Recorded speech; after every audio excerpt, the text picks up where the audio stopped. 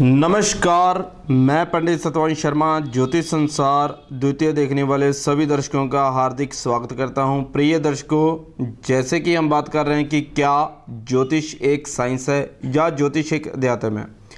ज्योतिष के द्वारा बताए गए रत्न कुछ काम करते हैं या नहीं, या ज्योतिष के द्वारा बताए गए उपाय कुछ काम करते हैं या नहीं, ये सब जाने आप मेरे साथ मेरे इस प्रोग्राम में, जिसका नाम है ज्योतिष संसार द्वितीय।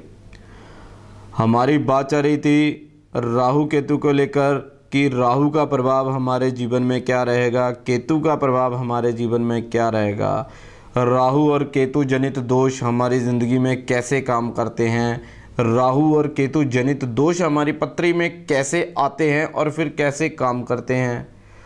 और जैसे कि अब सूर्य महाराज प्रवेश कर चुके हैं मीन राशि में। राहु और केतु की तो हमने बात की, अब बात करते हैं मीन के सूर्य की।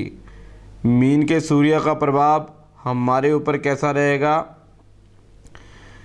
संक्रांति सूर्य अपनी राशि परिवर्तन करता है और हर महीने हमारी पत्री में अप एंड डाउन, हमारी पत्री हर महीने संक्रांति के दिन बदलती है।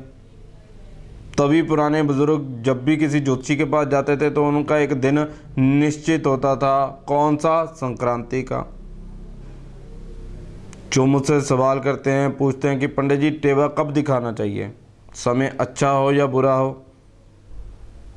कैसी स्थिति में दिखाना चाहिए,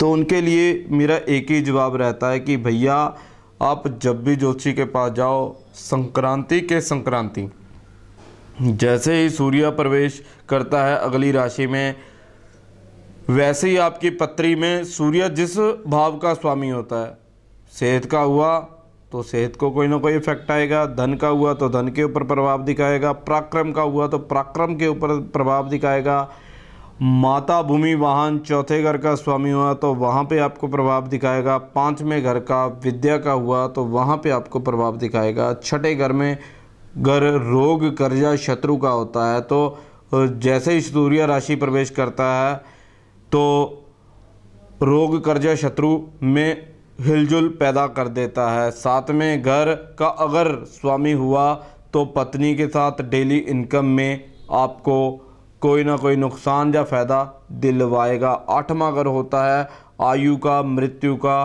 तो जब सूर्य राशि परिवर्तन करते हैं, अगली राशि में प्रवेश करते हैं, तो भैया कहीं ना कहीं ये दौर थोड़ा सा मुश्किल हो जाता है हिसाब से कि पत्री में सूर्य आपके किस भाव का स्वामी है। तो आइए सबसे पहले आज मेष लगन से लेकर मीन लगन तक चर्चा करते हैं सूर्य के इस राशि परिवर्तन के योग को लेकर कि सूर्य महाराज विराजमान हैं मीन राशि में। मीन राशि गुरु की राशि। तो सबसे पहले बात करते हैं मेष लगन की। मेष लगन जो मंगल का लगन है, मेष लगन के किस भाव के स्वामी हैं? मेष लगन के पांचवें घर के स्वामी हैं। मेष लगन वालों के पांचवें घर के स्वामी हैं ये सूर्य महाराज। तो ये सूर्य महाराज कहाँ पर विराजमान है? 12वें घर में। पांचवा घर कौन सा होता है? संतान का, विद्या का, प्रेम का, लव अफेयर का, अचानक लाभ का। कहाँ पर विराजमान हो गए? 12वां घर, हर खर्चे का, हानि का, परेशानी का, नुकसान का। तो एक महीना इनको कहाँ पर ट्रबल आएगी? एक महीना इनको इस 15 तारीख से लेकर अगली 15 तक कहाँ पर, या संक्रांति से संक्रांति तक कहाँ पर इनको प्रभाव दिखेगा? वो रहेगा कि इनका 5वां घर डिस्टर्ब हो जाएगा। 5वां घर संतान का भाव कहाँ चला गया? खर्चे का। 5वां घर विद्या का भाव कहाँ चला गया? सूर्य, हानि में। 5वां घर संतान का कहाँ चला गया? नुकसान में। तो मेष लगन वाले ध्यान से इस बात को नोट करें कि उनके 5वें घर का जो स्वामी है, जो सूर्य है, वो अपने से अष्टम भाव में, या यूं कहें कि 12वें घर में जाकर वीक हो चुके हैं, कमज़ोर अवस्था में आ चुके हैं। तो क्या उपाय करें? हनुमान जी के मंदिर जाकर गुड़ उनके चरणों में चढ़ाएं। एक ध्वजा और एक नारियल हनुमान जी के चरणों में, साथ ही साथ कुछ गुड़ के डले लेकर हनुमान जी के चरणों में चढ़ा दें हर मंगलवार के शाम को सूर्य अस्त होने के बाद। आगे बात करते हैं वृष लगन वालों की। वृष लगन शुक्र का लगन। कहाँ पर विराजमान हैं सूर्य इनके? सूर्य इनके 11वें भाव में विराजमान है। और किस भाव के स्वामी हैं? चौथे घर के स्वामी हैं। चौथा घर माता का घर, भूमि का घर, वाहन का घर, गाड़ियों का घर। कहाँ पर विराजमान हो गए? आय में, लाभ में, यश में, शोहरत में, इनकम में। वृष लग्न वालों के 11वें घर में सूर्य महाराज विराजमान हैं और चौथे घर के स्वामी हैं माता, भूमि, वाहन, गाड़ियों का सुख कहाँ चला गया? इनकम में। तो क्या होगा? नई ज़मीन का कॉन्ट्रैक्ट इन्हें मिलेगा, नए मकान इनको मिल सकते हैं, गाड़ी लेने के बारे में सोच रहे हैं तो गाड़ियाँ इनको मिल सकती हैं, प्रॉपर्टी अगर चाहते हैं तो इनको प्रॉपर्टी मिल जाएगी इसी 1 महीने में। क्या करें? सूर्य नारायण की पूजा करें, आदित्य स्तोत्र का पाठ करें, भगवान सूर्य के चरणों में। हमारे यहाँ अयोध्यापुरी मंदिर में भगवान सूर्य की प्रतिमा है। भगवान सूर्य का वो रूप है, वो प्रचंड, वो प्रकाशमय रूप है, जिस मूर्ति के समक्ष आकर जिनकी पत्रियों में सूर्य वीक है, जिनकी पत्रियों में सूर्य कमज़ोर है, वो उस प्रतिमा की पूजा करें। यहाँ पंडित जी के पास आए, उन्हें बोलें कि हमने सूर्य जी का सूर्य पूजन करवाना है, सूर्य की पूजा करनी है। तो यहाँ अयोध्यापुरी मंदिर, अयोध्यापुरी भवन में आकर आप भगवान सूर्य के दर्शन कर अपने पत्री के कमज़ोर सूर्य को, अपने पत्री के कमज़ोर अवस्था में सूर्य को बलि कर सकते हो। जिनकी पत्री में सूर्य क्षीण है, जिनकी पत्री में सूर्य वीक है, तो वो यहाँ हमारे मंदिर में आकर भगवान सूर्य की पूजा कर सकते हैं, अर्चना कर सकते हैं, भगवान सूर्य के बल को, तेज को प्राप्त कर सकते हैं। ये बात मैं कर रहा हूँ वृष लगन वालों के लिए। आगे बात करते हैं मिथुन लगन वालों के लिए। मिथुन लगन वालों के तीसरे घर के स्वामी होते हैं सूर्य महाराज। तीसरे घर में राशि आती है सिंह राशि, और कहाँ पर विराजमान है? 10वें घर में। तीसरा घर पराक्रम का घर, तीसरा घर भाई बहनों का घर, तीसरा घर पड़ोसियों का घर, तीसरा घर मेहनत का घर, तीसरा घर यश का घर। तो सूर्यदेव कहाँ पर विराजमान है? 10वें घर में। 10वां घर सरकार का घर, कारोबार का घर, पिता का घर। तो क्या फल रहेगा सूर्य का? सरकारी कोई भी अगर काम आपका रुका हुआ है तो इस महीने आपका काम बन जाएगा। थोड़े से प्रयत्न से आपके रुके हुए काम बन जाएंगे। किसी छोटे भाई बहन की सहायता से आपके काम बन जाएंगे। तो ये तो था मिथुन लगन वालों के लिए। तो आगे बात करते हैं कर्क लगन वालों के। कर्क लगन वालों के लिए सूर्यदेव किस घर के स्वामी हैं? दूसरे घर के। दूसरा घर धन का, दूसरा घर वाणी का, दूसरा घर ससुराल का। तो कहाँ पर विराजमान है सूर्य? 9वें घर में। 9वां घर किस्मत का घर, धर्म का घर, यात्रा का घर और भाग्य का घर। तो क्या रहेगा सूर्य का प्रभाव? दूसरे घर के जो इफेक्ट्स हैं, दूसरे घर के जो गुण हैं, इनके 9वें घर में जाकर विराजमान हो चुके हैं। वाणी से निकला हुआ कोई भी शब्द सत्य हो जाएगा। जिसको भी ये दुआ देंगे, जिसको भी ये दुआ देंगे फलाभूत होगी। मुख से निकला हुआ शब्द ब्रह्म वाक्य के समान होगा। तो इसलिए इनको क्या करना चाहिए, केसर का तिलक जुबान पर लगाना चाहिए।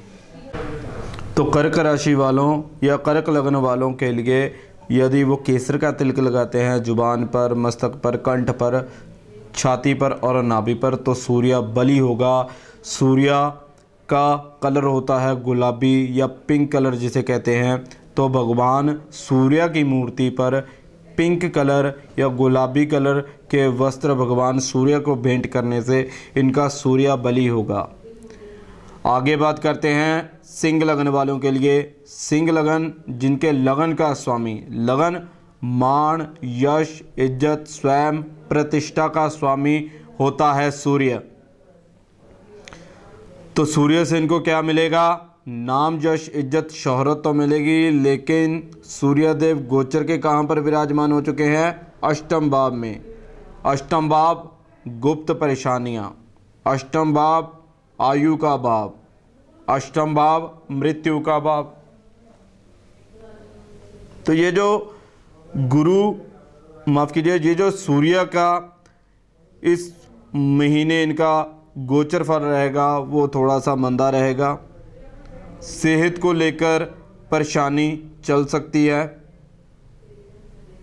सेहत में प्रॉब्लम इनके आ सकती है और कहीं ना कहीं इनके सर्जरी के योग, ऑपरेशन के योग इनके बने हुए हैं। कहीं ना कहीं इनके ऑपरेशन के योग, इनके सर्जरी के योग बने हुए हैं। तो इसीलिए अपने से छोटों में ज़्यादा से ज़्यादा मीठा बांटें, बच्चों को चॉकलेट दें, टॉफ़ियाँ दें, बच्चों को प्रसन्न रखें। जितना आप बच्चों को प्रसन्न रखोगे सूर्य भगवान की कृपा आप पर बनी रहेगी।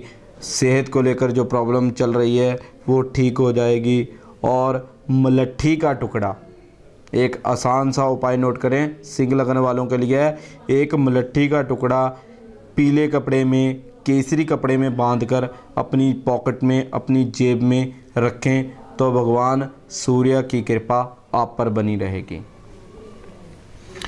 आगे बात करते हैं कन्या लगन वालों की। कन्या लगन बुध का लगन, सूर्य इनके 12वें घर के स्वामी होते हैं। 12वां घर खर्चे का घर, हानि का घर, परेशानी का घर, नुकसान का घर। सूर्य देव गोचर के कहाँ पर विराजमान है, 7वें घर में।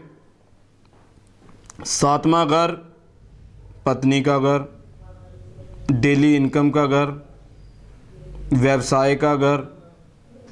अब क्या होगा, पत्नी के साथ अनबन होगी, चलते चलते काम रुक जाएंगे, नुकसान इनका हो सकता है, पेट में जलन या पेट से संबंधित रोग रह सकते हैं। तो 12वें घर का जो स्वामी सूर्य है इनके 7वें घर में विराजमान है। 12वें घर के जितने भी गुण अवगुण होते हैं, खर्चा, हानि, परेशानी, नुकसान, वो आपको कहाँ फेस करने होंगे, 7वें घर में। 7वें घर में आपको ट्रबल आ सकती है, 7वें घर के रिलेटेड आपको प्रॉब्लम आ सकती है। इसलिए सूर्य का अधिक से अधिक दान करें। आगे बात करते हैं तुला लगन वालों की। तुला लगन वालों के 11वें घर के स्वामी होते हैं सूर्य महाराज। 11वां घर आय का घर, लाभ का घर, यश का घर। आय, लाभ, यश का घर होता है 11वां घर। 11वें घर के स्वामी 6ठे घर में विराजमान है। 6ठा घर रोग का घर, 6ठा घर कर्जे का घर, 6ठा घर शत्रु का घर।